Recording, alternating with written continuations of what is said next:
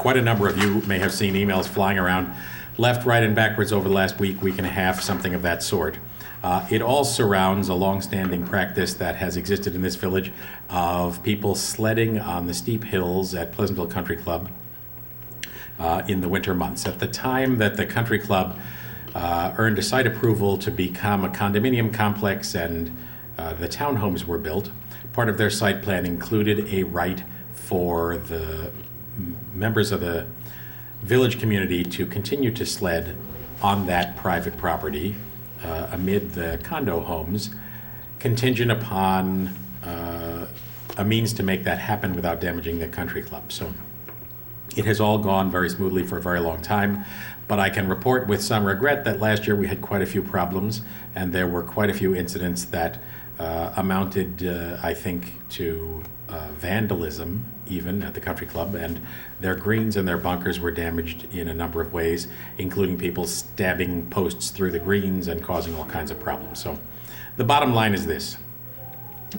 The village and the recreation department have been working with the country club, trying to find means by which we can sustain this happy, feel-good activity of people sledding at Pleasantville Country Club, and at the same time respect the interests of the neighbors who live there, our fellow residents of the country club, and make sure that the country club property is protected. And come spring, when the snow melts off, the country club owners are not forced to spend a lot of money repairing damage that was the result of the snow sports. So last year, we made an attempt to reorganize a little bit and establish some fencing that would help keep people in areas that were not fragile.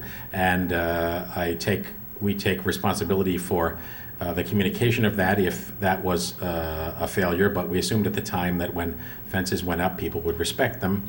That was not in every case realized, and we ended up with a circumstance where people ended up on the greens, people ended up in the bunkers, places that are clearly fragile parts of the country club that are not suitable for this sort of activity. So we started again this year with a number of fences. I was out there myself today, and some of the fences have been blown down by the extreme wind we had, and of course it was a kind of an extreme evening the other night. At the same time, we've also had some vandalism, and we've had some people being disrespectful of the rules.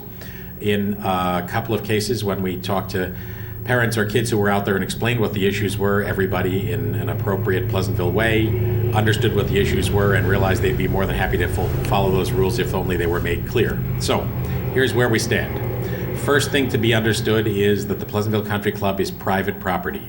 Our right to sled there is contingent upon everybody behaving in a fair and reasonable manner and being respectful of the people that live in the country club. That's rule one. Rule 2 is that the country club is not required to make their parking lot available to sledders, and there will be times when the country club elects to close the lot because it's icy and dangerous, because it needs to be plowed, or because the restaurant and catering hall in the clubhouse requires it for their patrons. So when the country club parking lot is closed, sledders are required to park elsewhere and walk in. Please don't try to violate that rule. The country club owns their own lot. They have the right to close it when they need to. Secondly, when you head out there, we're going to be revising the fences in the coming days to try to limit the number of areas that are fenced off to the ones that are truly sensitive. But if there are fences there, they need to be respected and they need not to be violated. Nobody should be on the greens. Nobody should be on the bunkers. If people are on the greens on the bunkers, in the end, the damage they cause may come out of the pockets of the Village of Pleasantville residents, and we can't have that either. So we're going to try to do a much better job of explaining the areas that are good to go and the areas that are not. Also a better job of fencing off the areas that need to be protected, and we depend on everybody, parents, kids, sledders of all kinds, to respect those rules so that we can preserve this thing going forward and everybody can have a good time just the way they always have.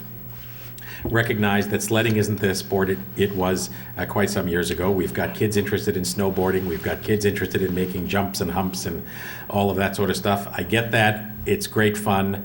In the end, the most important thing for everybody to realize is that you are sledding and snowboarding and cross-country skiing on private property in the vicinity of your neighbors, and it has to be done respectfully. So I'm going to communicate that back through the school district as well. We'll be clarifying the rules over the next few days and working with the country club, but let me make clear that nobody has started out this process saying, kids shouldn't be allowed to sled. All we're trying to say, and I think what the country club is primarily saying, is we can't be responsible for inappropriate behavior, and we can't be responsible for damage to our country club. So I'm sorry to report that I could read off, and I won't now, a long list of inappropriate behavior that's been going on both in the winter weather and in other months of the year at the country club. Our neighbors are forced to put up with a lot of difficulty with trespassing and inappropriate behavior, and we need to find a way to make it stop. So nobody on this board is trying to shut down sledding. We're trying to find a way to make sledding work in a reasonable and civic way. But let me be clear that if we can't find a way to make sledding work in a reasonable and civic way, the privilege is at risk for everybody. So that's the bottom line. We got to find a way to make this work. We depend upon everybody to help, and we ask for them to do so. Well said. I don't even think I have anything to add to that. Well, I think it's incumbent upon parents and anybody, older kids who are out there who see things that are going on, to sort of step in and try to guide the situation into a better outcome. Excuse me. We can't be there all the time. The village can't be there all the time. The police can't be there. The rec center. Rec department officials can't be there. All of us have to be a part of this, and specifically parents have to be a part of this. So if you take your kids up there, as we all have over the years, That's right. we've all used that place. You know, you need to learn what it is that needs to be protected up there, and the biggest thing that needs to be protected is the future use of that hill for sledding by all the little kids who are still coming. And if you ignore that responsibility as a parent, then it's gone, and there's nothing we can do about that. That's right. That's what's going to end up happening. That's right. If you see somebody on the green or taking down a fence or removing poles and replant, tell them this is where we're supposed to sleigh ride and sleigh ride there. Have a wonderful time. I did for how many years? If you hear your kids, your teenage kids, are Or younger. going out, or younger, are going out at midnight to sled at the country club, you know, you need to offer the guidance, the appropriate guidance. It's for closed. them, because that's the kind of thing that's going to. It doesn't. You're not allowed to sleigh ride there at nighttime. That's Sledding right. and That's safe. what's going to get this taken away from Right. all of our kids and the kids to come. It And if you ends want- at dusk. Right, It ends at dusk. You can't go on the grounds after dusk. That is private property. And you know, if you want a bigger hill, I know when my kids got older, we went over to Rockwood Hall. That's a huge hill. It's just you got to walk all the way back up it again. Vermont. And in Vermont, yeah. This is a great thing to have in the middle of our town. That's right. And we're working hard to preserve it. And I think we can take some of the blame for not communicating as clearly as we ought to have what the goals are here. And when we come up with a new fencing program, I think we'll be successful in highlighting the areas that are truly sensitive and that need to be protected by fences. And perhaps some of the fences we put up were covering too broad an area. So once we get that figured out, and we're going to do that fast, we will communicate to the community through the listserv, through the website, through the school district, what the rules are, where the zones are to sled. And for the most part, people can go out and have a good time just the way they always did, but they need to stay off the greens and the bunkers.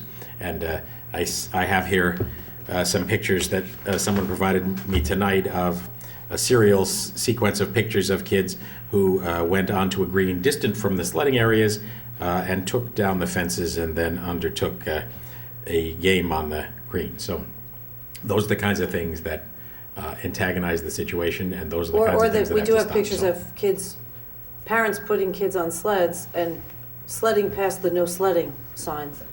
3 or 4 of them right in a row, and you're sledding So, past the no sledding At sign. any rate, we're going to Doesn't make make the sense. rules clearer, and I think when everybody understands what the rules are and that there is a legitimate, fair, logical reason for them, I think people will have the experience I had today when I was out there talking to people, that it all seemed a little bit arbitrary, and I understand why that is, and once people understood what the goal was to protect the greens and the bunkers, everybody said, hey, I understand that, we'll be happy to do that.